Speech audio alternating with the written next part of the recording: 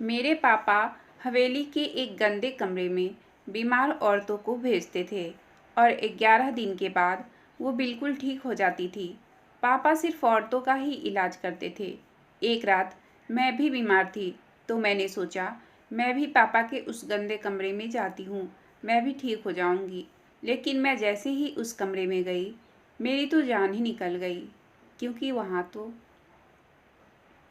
मेरा नाम मायरा है। मैं एक छोटे से गांव में अपने मम्मी पापा के साथ रहती हूँ। मेरे पापा उस गांव के छोटे से डॉक्टर थे। हमारी एक बहुत बड़ी हवेली थी, लेकिन एक कमरा ऐसा था जहाँ पर किसी को भी जाने की इजाज़त नहीं थी। मेरी उम्र उस समय कम थी, इसलिए मेरे दिल में हमेशा से जाने की इच्छा होती थी कि आखिर उस कमरे में क्या होता है। जो कमरा मेरे पापा का था, देखा जाए तो वो कमरा नहीं था, बल्कि बहुत बड़ा हॉल था जिसमें बहुत बड़ा गेट लगा हुआ था। मैं सारे घर में इधर उधर घूमती फिरती थी, क्योंकि मैं अपने मम्मी पापा की इकलौती संतान थी, इसलिए सबकी बहुत ज़्यादा लाडली थी। लेकिन उस कमरे के पास जाने की मुझे भी इजाज़त नहीं थी। मेरी मम्मी कहती थी कि तुमको इस कमरे में कभी भी नहीं जाना है, यह गंदा वाला कमरा है, घर का फालतू सामान रखा गया है। लेकिन अगर यहाँ पर घर का गंदा सामान रखा जाता था तो मेरे पापा उस कमरे में औरतों को क्यों भेजते थे और 11 दिन तक रहने के बाद वापस आती थी और फिर अपने घर को चली जाती थी। उनके लिए 11 दिन का खाना पानी भी सब उसी कमरे में जाया करता था। जब उस घर में कुछ नहीं था तो 11 दिन तक वह लोग वहाँ क्या करते थे, और वह भी औरतें। और 11 दिन बाद वह सही सलामत बाहर आ जाती थी।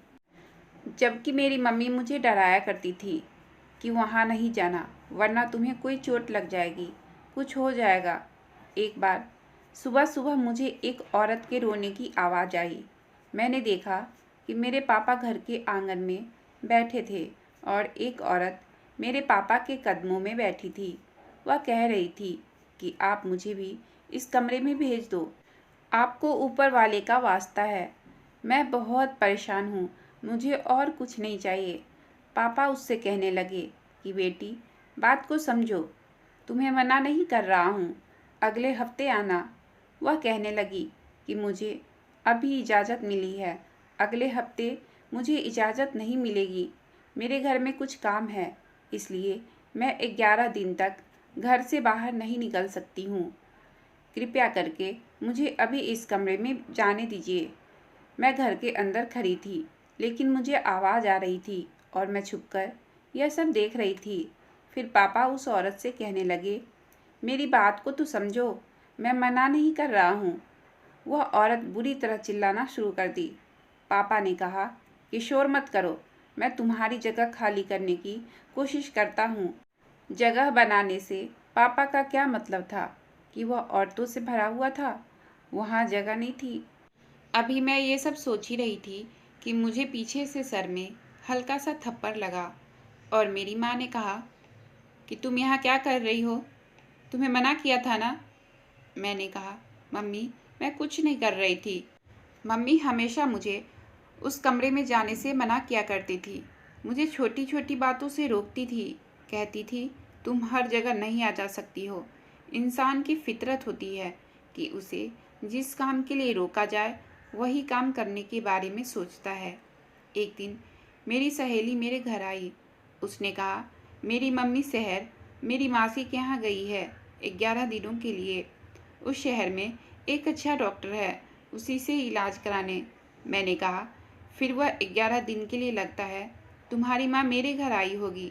उसने कहा, मैं हैरान हूँ कि मेरी माँ तुम्हारे घर क्यों आएगी, वह तो किसी और मासी के यहाँ गई है।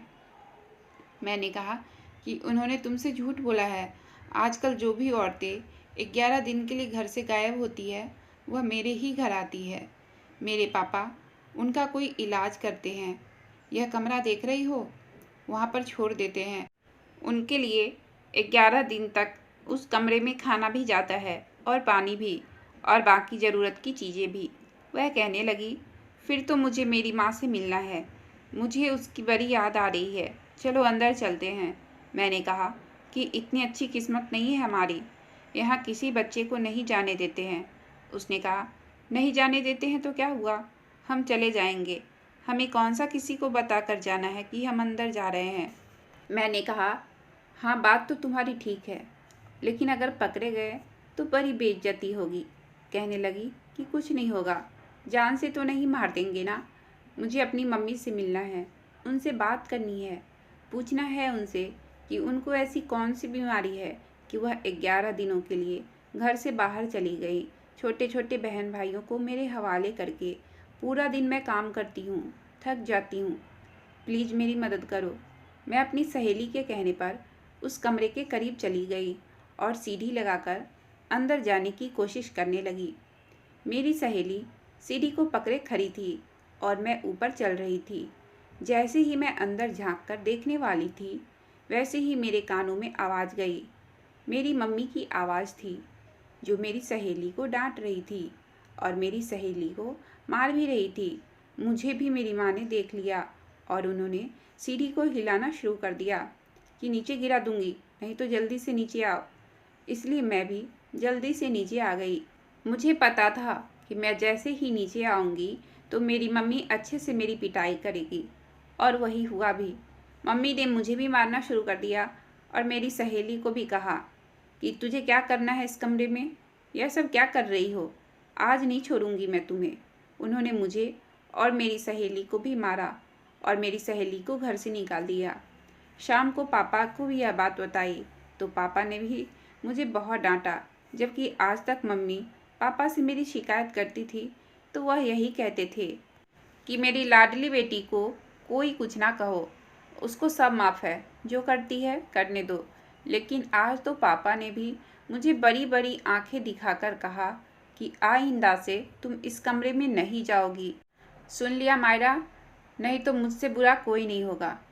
जितना मुझे मेरे माँ बाप मना कर रहे थे, उतना ही मेरे अंदर जिद बढ़ता जा रहा था। एक दिन मैंने उस कमरे की चीख पुकार की आवाज़ सुनी। एक औरत चीख रही थी और कह रही थी कि मुझे बाहर जाने दो, मुझे यहाँ पर नहीं रहना, मुझे यह काम नहीं करना। और पापा भी चिल्लाकर कह रहे थे कि जब आई हो तो यह काम करना पड़ेगा, तुम्हारी वजह से 5 और औरतों को मना किया है।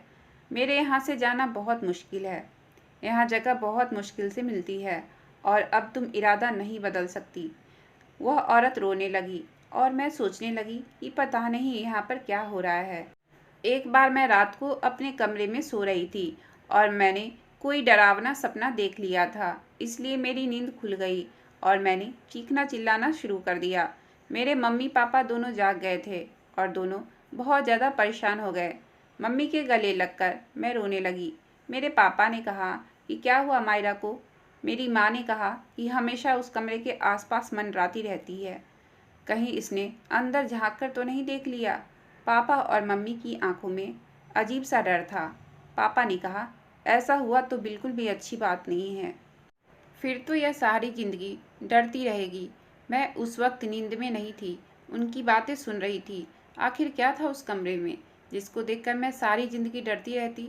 फिर मैंने सोचा कि शायद मुझे पास रखने के लिए इस तरह की बातें कर रहे हैं। लेकिन एक दिन मेरी तबीयत बहुत ज़्यादा ख़राब हो गई, मुझे बुखार था। मम्मी को बताया तो उन्होंने कहा कि दवाई दे देती हूँ, ठीक हो जाएगा। लेकिन उस पर मम्मी की दवाई का कोई असर नहीं हो रहा था। मेरी मम्मी अपने काम में लगी थी, पापा भी घर में नहीं थे। मैंने सोचा कि औरतें उस कमरे में जाती हैं तो फिर ठीक हो जाती हैं, कहती है कि हमारी सदियों पुरानी प्रॉब्लम ठीक हो गई है, हमारी 20 साल की बीमारियां दूर हो गई है। मुझे तो सिर्फ बुखार है, अगर मैं कुछ देर के लिए ही उस कमरे में चली जाऊंगी तो मेरा बुखार भी ठीक हो जाएगा और यही अच्छा बहाना भी है कमरे में जाने का। कोई मुझसे पूछेगा कि क्यों गई तो मैं कहूँगी कि मेरी तबीयत ख़राब थी, इसलिए मैं वहाँ चली गई। उस कमरे में जाने में कोई दिक्कत नहीं थी, आराम से मैं अंदर जा सकती थी क्योंकि उसके दरवाजे के ऊपर इतनी जगह थी कि मैं आराम से उसके अंदर से निकल सकती थी। दिक्कत यह थी कि वहाँ जाने से पहले किसी न किसी को मालूम हो जाता था और मेरा प्लान नाकाम हो जाता था। लेकिन आज रास्ता बिल्कुल साफ लग रहा था। आज मुझे कोई भी रोकने वाला नहीं था। पापा घर पर नहीं थे, मम्मी भी पड़ोस में गई हुई थी और नौकर भी आज छुट्टी पर था। मेरे पास यही वह वक्त था कि मैं आज उस कमरे में जा सकती थी। मैंने बहुत आराम से सुकून से सीढ़ी को गेट पर लगा लिया और आराम से दूसरी तरफ उतर गई। अब मैं इस कमरे के अंदर थी। दरवाजे के आगे बड़ा सा पर्दा लगा हुआ था। पर्दे को हटाया तो सामने अंधेरा था। हालांकि दिन का वक्त था। मैं कमरे के अंदर आ गई और मुझे महसूस हुआ कि जैसे उस कमरे में मेरे अलावा भी कोई है। मैं आसपास देखने लगी कि कहीं तो लाइट लगी होगी। कमरा बहुत बड़ा था, इतना बड़ा कि कमरे के हिसाब से यहाँ 20 कमरे बनाए जा सकते थे। उसको कमरा नहीं कहना चाहिए था, यह तो किसी तबेले जैसा लग रहा था और बहुत ही गंदी बदबू आ रही थी उस कमरे से। मैं हैरान रह गई, इतनी गंदी बदबू थी कि मैंने अपनी नाक पर हाथ रख लिया। जल्दी जल्दी स्विच तलाश करने लगी। मुझे स्विच मिल गया। 2-4 बटन मैंने दबाया तो अचानक कमरे में रोशनी फैल गई। मुझे अच्छी तरह याद है कि उस कमरे में अनाज रखा जाता था, लेकिन क्या उस अनाज को यहाँ से हटाया नहीं गया था जो इतनी बुरी बदबू आ रही थी। मैंने जैसे ही लाइट ऑन की, मेरी रूह कांप गई, हाथ कांपने लगी, क्योंकि जो मंजर मैं अपनी आंखों से देख रही थी वह किसी 14 साल की बच्ची के लिए एक बहुत ही अजीब और खौफनाक मंजर था। उस कमरे में कुछ जानवर पड़े थे जो लाइन में खड़े थे, 10 से 12 एक तरफ, बाकी दूसरी तरफ। लेकिन यह बात मेरी समझ से बाहर थी कि उन जानवरों के सर औरतों की तरह थी, पर जिस्म शेर के जैसे थे। मैं बुरी तरह चिल्लाने लगी। वह सारी एक साथ बोलने लगी, डरो नहीं, ऐसा वैसा कुछ नहीं है, क्यों डर रही हो। और मैं वहीं पर बेहोश हो गई। जब होश आया तो अपने कमरे में थी और मेरी माँ मेरे सिरहाने बैठे रो रही थी और मेरे पापा के ऊपर गुस्सा कर रही थी। क्यों करते हो आप इस तरह के काम? वह जमाने चले गए, अब कौन ऐसा काम करता है? दूसरों को भी तंग करते हो। घर में इस तरह की चीज़ें रखोगे तो बच्चों का ध्यान तो जाएगा ना। बच्चों की तो आदत होती है, जिस काम से उनको मना करो उनको वही करना होता है। इसकी क्या गलती है? इतनी बुरी तरह डर गई है मेरी बच्ची। अगर डर के मारे इसकी सांसें बंद हो जाती और वहीं पर ये मर जाती तो हम क्या करते? एक ही तो हमारी लाडली बेटी है। लेकिन आपको इसकी कोई परवाह नहीं है, इसलिए आप ये काम छोड़ दो। अब यह पुरानी तरीके छोड़ दो, कोई नहीं करता यह सब। अगर मेरी बच्ची को कुछ हो जाता तो मैं आपको कभी माफ़ नहीं करती। मेरे पापा ने कहा, मायरा इतनी भी छोटी नहीं है, यह अब बड़ी हो गई है। मेरी माँ ने कहा कि बस मेरी बच्ची की जान मेरे लिए सबसे बढ़कर है। मैं अपने इस घर में इस तरह की कोई हरकत नहीं होने दूंगी।